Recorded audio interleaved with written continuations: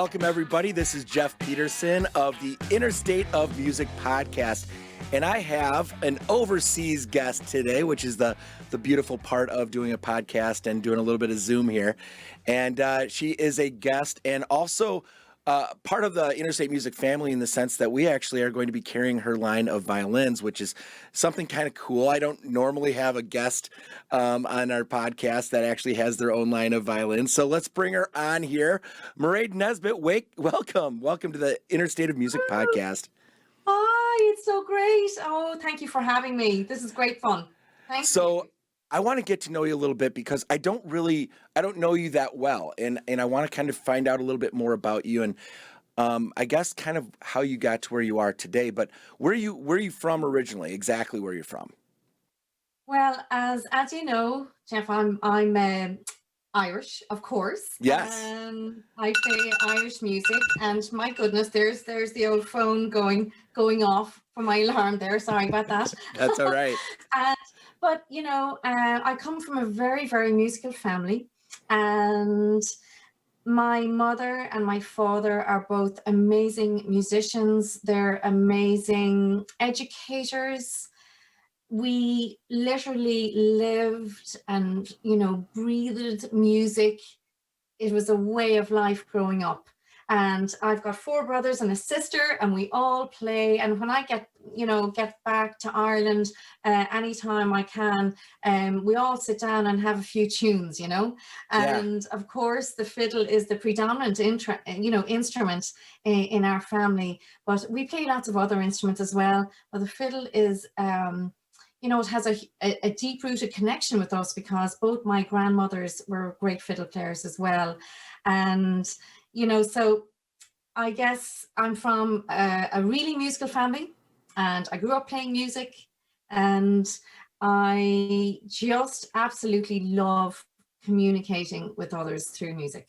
I love that. And what part of Ireland are you actually from? I'm from Tipperary, so it's the Midlands. It's a big, big county. You know the song, "It's a Long Way to Tipperary." Absolutely. So, yeah. So, it's got loads of old castles and horses. We're big into horses, and lots of amazing music as well. And everyone was really friendly, and I think it's probably the weather in Ireland. We all play a lot of music because, we played more indoors rather than outdoors because it rains a lot. Absolutely. But I'm from Tipperary and I love it so much. I get very homesick and I go home a lot. So when you first started music, now I know you're saying, the fiddle, violin, all of that, but were there other instruments that you started, kind of your journey in learning music, or was it straight to the violin or fiddle? You know what? My mother and my father are great believers in a foundation instrument. So I did classical music and Irish music growing up. It was rare at the time. My sister Frances also did it as well because, I don't know, there was a kind of at the time, there was a little bit of a snobby element between classical music and Irish music. Oh, it'll ruin your bow hold and it'll ruin this and ruin that. But actually, both disciplines are so complementary of each other. The Irish music is handed down orally, and Right. the classical music from Beethoven onwards. I mean, everybody improvised their cadenzas, coming up, from Bach back, and it was more improvised then. But now, of course, all the cadenzas are written down. So really they go by music, by written music, whereas Irish music goes by the oral tradition, handed down. And think about that, because there's tunes and ancient music, thousands of years old, handed Right. down. And, there was no way to record them. There was no smartphone. There was no this, no that. There was no YouTube? Yeah, no YouTube, no nothing. I can't imagine a world without YouTube. Can you imagine? My father was actually telling me, and he's on the younger crowd. Right. He was saying that they'd have to go, they were in someone's house playing a session, into the hours of the morning, and they'd hear this amazing tune.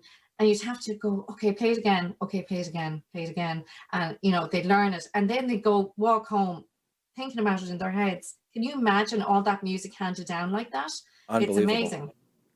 I've never thought about this before, but back then when music was being played in the homes with the families, kind of learning it and having those mini jam sessions that, we can call them a jam session now, but back then it was just people getting together and hanging out and doing it. So much music played, but so much music lost because there wasn't that way of recording. And it was the history of that music that you've been able to grab from your family history. I mean, it has to be so much more, I guess, more precious as far as what's things are going on nowadays. It's all about the recording. But when you've got a sense that this music that you've gotten from your family history and everything else kind of handed down, there's got to be so much more meaning to it. You're so right. I mean, I think every time I go home and I sit down with my mother and father and I play a few tunes with them, my father will bring, and my mother, I mean, my God, they're encyclopedias of music, and they come up with this other tune, and not just a tune, a set of tunes. So would be 3 reels, like 3 minute it'd probably be Right. about 3 to 6 minutes. And those sets of tunes would have been played for thousands of years, handed down. That's unbelievable. Specific sets of tunes. And you're so right, so much has been lost. And there's a lot of collectors now, not now, but back in the time, like we have, Chief O'Neill's collection. He was Irish and he moved over to Chicago, and he was the chief of police, and he did the most amazing collection of music, of Irish music. But even the great collections of Chief O'Neill's, the Bunting collections, Petrie, my own mother's book, Fiddle. I mean, let's say there's thousands of books out there. Right. They're literally scraping the surface of the tradition. It's just great that that's even there now, and like you said, your grandmother's book, Fiddle. What's that book about? Yeah, it's actually my mother's book. Your mother's book, Nesbitt. okay. And she's absolutely amazing. It's an amazing book. It's like a Bible to young teachers today. It's specifically for teachers and for students, but every tune is curated. It's and beautiful tunes. There's even a chapter on O'Carlin. There's a chapter on the modes in Irish music. Then there's obviously all the slow airs, the jigs, reels, slip jigs, single jigs, polkas, slides. So much riches there. But also, which is really, really great for people, is that it's bowed. It's all, the bowings are marked. Yeah. Wow. Which is very rare in a traditional music book of any culture. You don't get the bowings marked. You'll get the music, some of the music, sure, but you'll never get the bowings marked. And that is the most amazing thing, because you're getting the beautiful Sligo style, Roscommon style of my mother's bowing, literally there for anyone to use and for their enjoyment, Wow. I mean, such a project to take under, but just the love of the fiddle to, again, pass that down. That's amazing. So when did you start to actually feel as though this is what you were going to do and be? And if you weren't a professional musician, what do you think you would have been? What do you think you'd be doing if it wasn't music? What do you think you'd do? Where were your other interests? Well, growing up, when I was a late starter. I was 6 years of age on the fiddle, and I played piano at 4. And actually, going back to your foundation instrument question, in classical music, it's the piano. You always we all played the piano, and then in Irish music, it's the tin whistle. So if you're able to play your reels and everything on the tin whistle, you have it in your ear, and you can move on to an instrument, especially if you're small. I was really small, tiny, teeny, weeny thing. So wait a second. So legitimately, the tin whistle, as simple as you might think that is as an instrument, that really does have kind of a crossover as far as the finger positions or just the tone of it. Like, what is it that carries through? What carries through are the melodies. And also the ornamentation. So I wonder, have I my whistle handy? If I see it, I'll grab it. Fantastic. Um, so Not every the podcast do I see somebody grab a tin whistle and oh, I have one. I have it here. This is a beautiful tin whistle. what? Um, yeah, yeah, That's yeah. awesome. So this tin whistle is tunable, which is really fantastic. But so let's say an ornament. Let's say a roll. So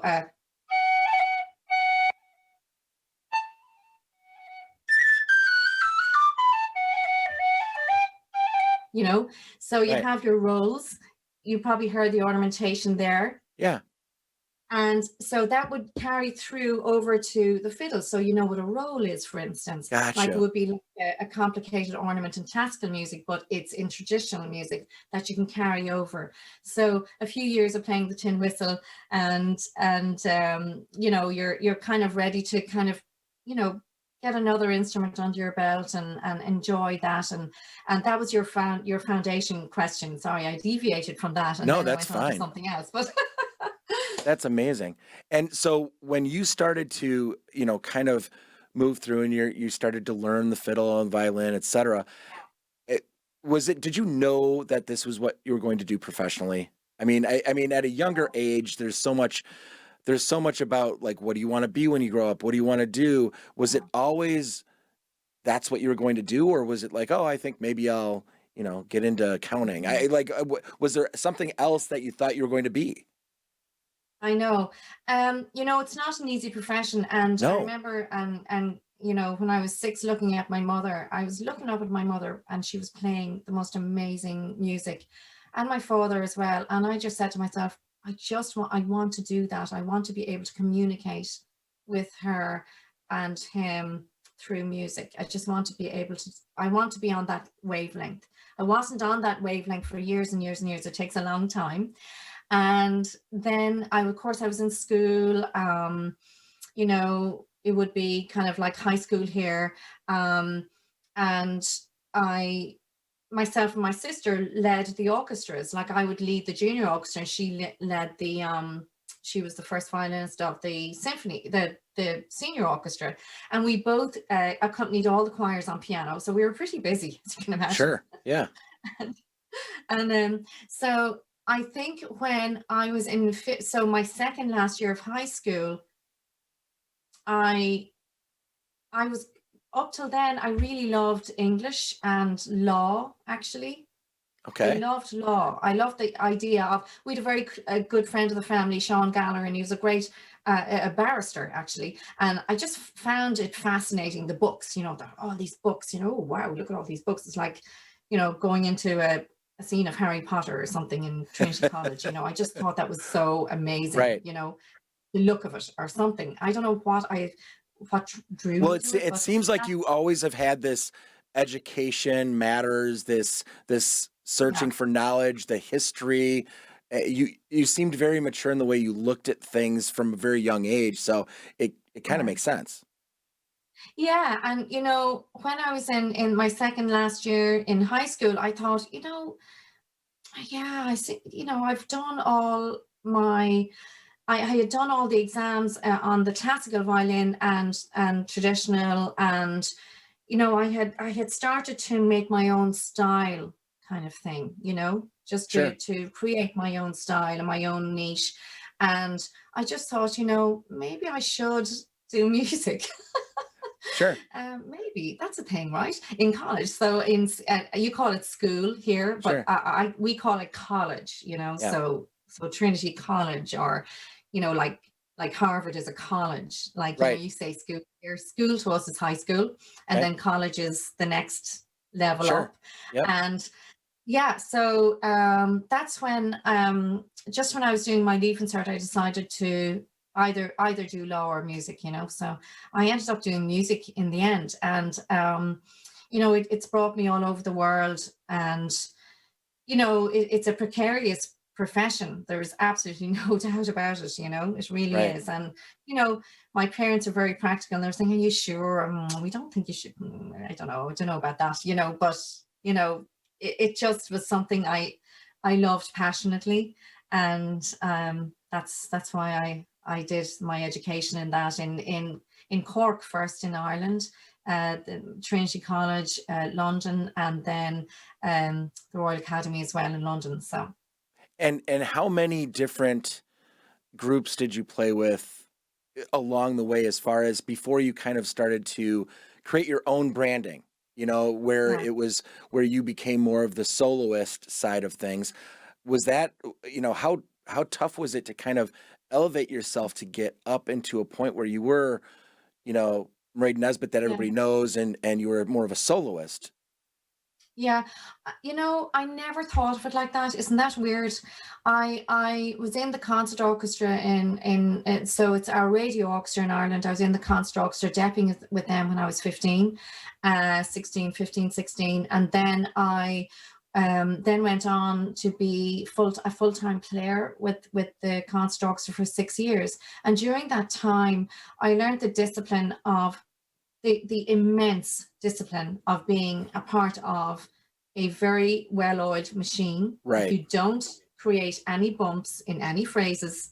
You don't, you really, my sight reading improved about 1,000%, because Right. sight reading wouldn't have been my forte, but it was when I was in there, because it was like speaking another language. Is And is it fair to say, when you're playing with a large group like that, because it dominoes so much into so many other players, it's very scripted.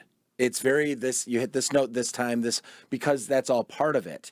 yeah, Is that yeah, more it's what very you're talking, the disciplined. preciseness of it? Yeah, it's extremely precise, extremely disciplined. But again, that was so good for me. I feel honored that I was part of that orchestra for 6 years. And then I decided to move on. I decided, okay, I can stay here for the rest of my life, or I can branch out a little bit. And the first gig, I think, that I started to really kind of get into my style, and Right. with this amazing singer Jimmy McCarthy, in the Olympia Theatre, the iconic theatre in Dublin. And he gave me a shot, and he was very funny. He said, yeah, you can support me if you sing a song. I said, I don't sing. And then, and I did a little bit, I had sang in Sure. competitions, and sang for myself in Irish, in the Gaelic language, right? Really? Okay. And so I did sing one song, one in the set list. And so that was really such a great night. And my mother came to it, and some of the concert orchestra came, and it was such fun. And then fast forward a few years, then of course Lord of the Dance with Michael Flatley. That was a big, big thing for me, Right. because I was very Huge. young, very, very young, and we went literally toured the world. And how long did you actually tour? How long were you on that tour? Yeah, I mean, it was crazy. I mean, I remember one tour being a year long. Yeah. One Right. tour, a whole Right. year. I didn't go home for a year.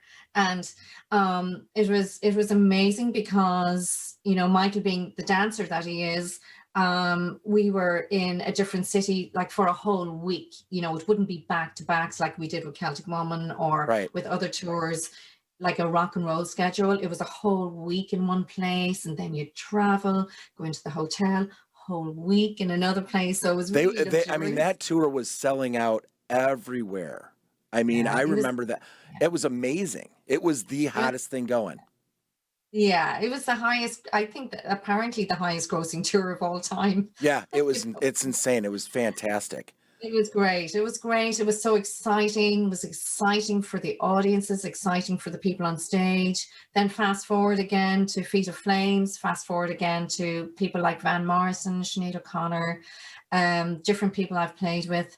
And I'm literally getting like goosebumps just hearing that, because I mean, you've gone through and had so many unique experiences that so many yeah, musicians just will never get, no matter how good they are.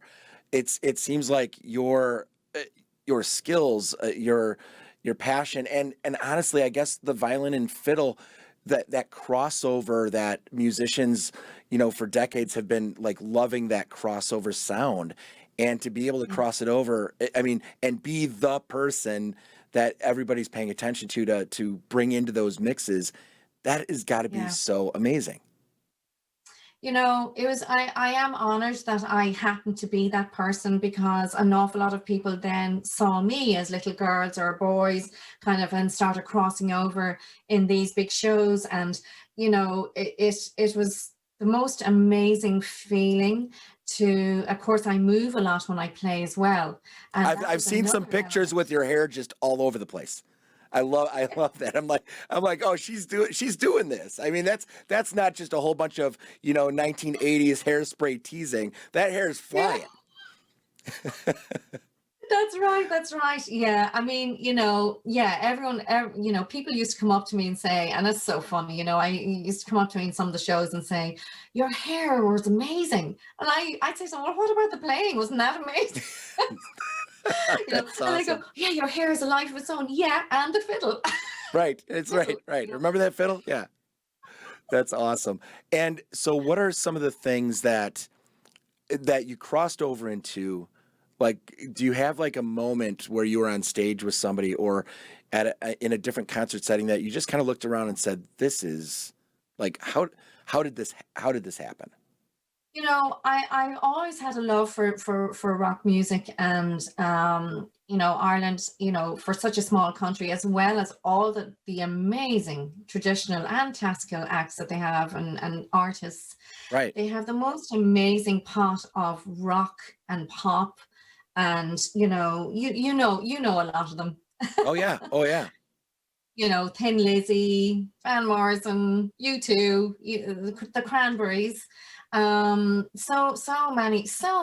You just the list is endless. Fill in it, and with Thin Lizzy and stuff. And I always had quite a healthy regard for rock music, and my parents were quite broad in their music appreciation.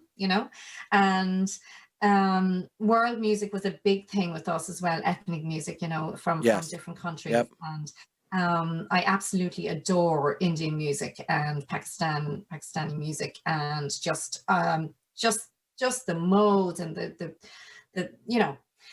and I think fast forward to my Celtic Woman days, and even before that, I played on Tinkerbell. Tinkerbell.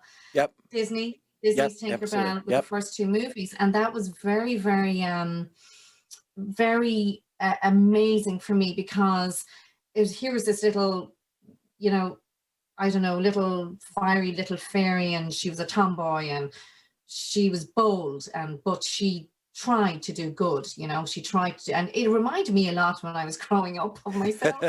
Yep. It was very kind of naughty, but good heart, and Yep. And then Celtic Woman, it was I toured with Celtic Woman for more than 10 years. They're still going. The girls are different, Sure, obviously right. different cast. And I think the main thing for me, with Disney coined my playing style as Celtic violinist, Yep. So I stuck to that, and that's my social handle. It's Máiréad Nesbitt, Celtic violinist, on most things. And I felt they hit the nail on the head, because you're playing fast reels, but you're playing these beautiful soaring melodies that go up in positions, Right. and whatever. So it's the best of both worlds. I absolutely love that. So what's on your agenda? What have you been doing recently that what do you do outside of music? I mean, what's new and exciting outside of music? Well, outside of music, what's coming up now, actually, and it's still music. There's a new show with Disney called Harmonious, and that's coming out October 1st. And I do this fiery duet with Lindsay Sterling, and So cool. So that's really exciting. That's the premiere of that is down in Disney October 1st. So I get to go to that pretty soon, and so that's really going to be amazing. And then outside of jewelry. Outside of music is my jewelry. Sorry, outside of jewelry is my music. Both are quite right, hand in right, hand. absolutely. So what do you have for jewelry? What's up with that?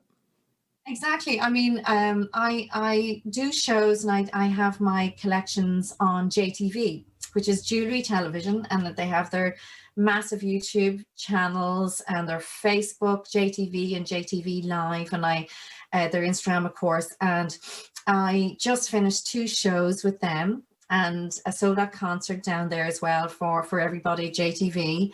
And what I wanted to do, especially as during the time of COVID, there was Right. 2 years of Yeah. nothing, Yeah. of no Right. music anywhere. And, luckily a year before that, I had started designing jewelry with JTV, and every single piece has its story. And I feel in music and in anything you do, for instance, jewelry, you have to be genuine. You have to, delve into yourself, your lore, your stories, your culture, and really bring it out to people and take them on a journey, Yes. And that's what I've tried to do with my jewelry line. And each piece has a story. And so that's what I'm doing at the moment. I just came back from their amazing studios in Tennessee, would you believe? And, it was incredible just to see their studios and to do the shows there. And they're up online, actually. They're still up. They're up on Facebook Live, on JTV Live, and jtv.com. My whole lines are there. That's awesome. All the different collections. And they make great gifts for people, especially people who love music. There's subtle musical nods in each piece as well. That's fantastic. And now I know you've got a new line of violins that are going to be coming out. Tell me a little bit about that. I know. I'm so excited. So are we. So excited. So are we. Oh my goodness. I am so excited to be in Interstate Music. Oh Yes. My goodness. With my violin line. And this is a huge passion project for me, because when I was growing up, I didn't actually have my own fiddle, my own violin. What I used to do for pocket money was warm up, or break in, as you would say here, but warm up the sound by playing violins for this man called Tommy Robinson. He was a violin dealer. And, these violins like Amatis and beautiful ancient violins would be there. He'd bring them to me, come down to Tipperary from the north of Ireland, and stay with my parents. And he'd give me a violin, and he'd say, "Okay, Máiréad, play that for 2 months." And I go, "Okay, great, yay, a nice violin, and I can play that." And I played it all over the place, maybe at competitions or sessions, and I started when I was 10 with Tommy, and playing violins and really getting to know the inner things of each little element of a violin and a bow. And so I would have to hand it back after the 2 months, and the sound had opened up, and you can sell it on for much more then, because the sound is so much more beautiful. Sure. Sure. Because the wood is all warmed up. So my passion for my own violin line came from that, because Tommy then, when I was 14 years of age, gave me the violin that I have now. It was a violin I was warming up, and he said, "You have it. That's your violin." And it's more than 320 years old. Oh my gosh.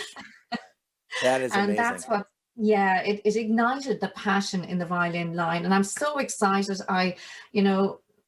That it's in Interstate Music now, and it's going to be launched really, really soon. And my luthier, Jeff Salzman's just so amazing. Yeah. And they're all made in Europe and finished off in New York, and each one is handmade. And bar the very, very really, really beginner model, obviously we wanted to have that really, really accessible to people as well. Right. So I'm so excited. So this is thank you so much for just allowing me to get to know you through this journey. And I know this is a big ask, but as we kind of go out, could you pick up that fiddle that might be somewhere near you and kind of play some music for our outro here? I have the fiddle here ready for you now. That's awesome. Máiréad, thank you so much for being part of the Interstate of Music podcast. Thank you for being you, and we're going to see you soon, but please play us out with a little something. You don't have to have the hair flying all over the place for this. I know you're sitting down, so but get in there and play something fun. All right, let's play a fast reel. All right.